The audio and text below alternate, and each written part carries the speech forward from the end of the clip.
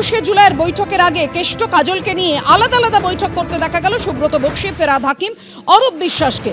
বীরভূমে কেষ্ট কাজল সংঘাত নিয়েও কড়া বার্তা দিল তৃণমূল। প্রকাশ্যে এত মন্তব্য কেন?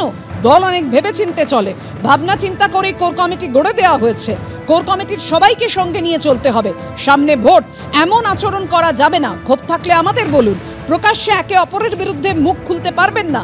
বীরভূমে সংঘাত নিয়ে কেষ্ট কাজলকে কড়া বার্তা তৃণমূল নেতৃত্বে, এমনটাই সূত্রের খবর।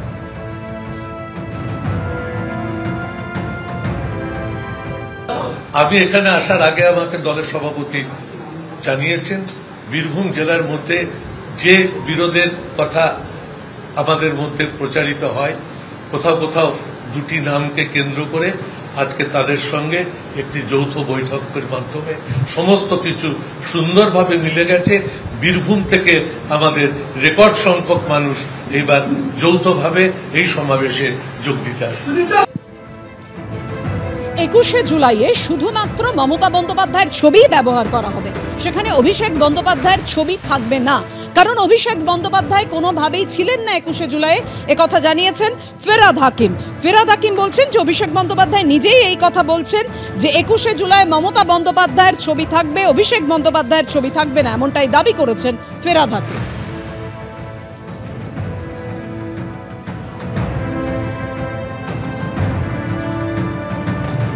আর যে খবর আপনাদের সামনে রেখেছিলাম এর মধ্যেই, অর্থাৎ এই 21শে জুলাইয়ের বৈঠকের আগেই যে তৎপরতা দেখা গেল, কেষ্ট কাজলকে নিয়ে আলাদা আলাদা বৈঠক হলো। বীরভূমে কেষ্ট কাজল সংঘাত নিয়েও তৃণমূলের তরফ থেকে কড়া বার্তা দেওয়া হয়েছে, এমনটাই খবর পাওয়া যাচ্ছে।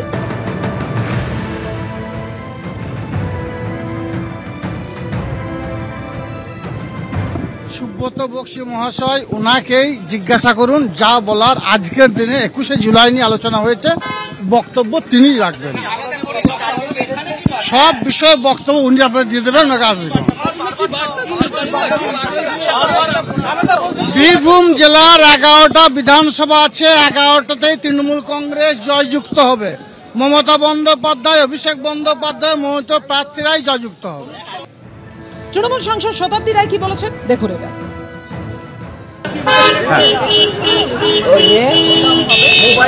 26-এর আগে একেবারে 21শে জুলাইটা আপনাদের কাছে আবেগ, সেটা মানে কোন টার্গেট বলা হলো কি নিয়ে?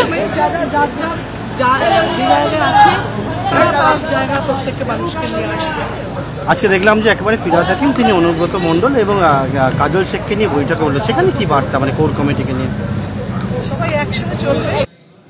অনুব্রত মণ্ডল, কাজল শেখকে নিয়ে আলাদা আলাদা বৈঠক তৃণমূল নেতৃত্বের। অনুব্রত মণ্ডল, কাজল শেখকে যে কথা বলা হয়েছে যে কোর কমিটির বাইরে কোনো কথা বলা যাবে না, কোনো রকম কোনো মন্তব্য করা যাবে না, ভেবেচিন্তে মন্তব্য করতে হবে, একেবারে কড়া বার্তা দেওয়া হয়েছে তৃণমূলের তরফে। যেমনটা জানা যাচ্ছে, কোর কমিটির সবাইকে সঙ্গে নিয়ে চলতে হবে।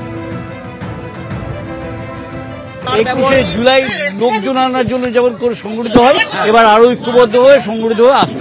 অনুব্রত মণ্ডল, কাজল শেখ নিয়ে যে সমস্যা, সেই সমস্যা মিটলো? কোনো সমস্যাই নেই, মিটে গেছে।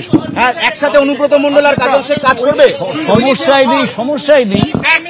আর যদি কিছু বলতে হয় এই সম্পর্কে কিছু জানতে হয় সুব্রত বক্সীর সঙ্গে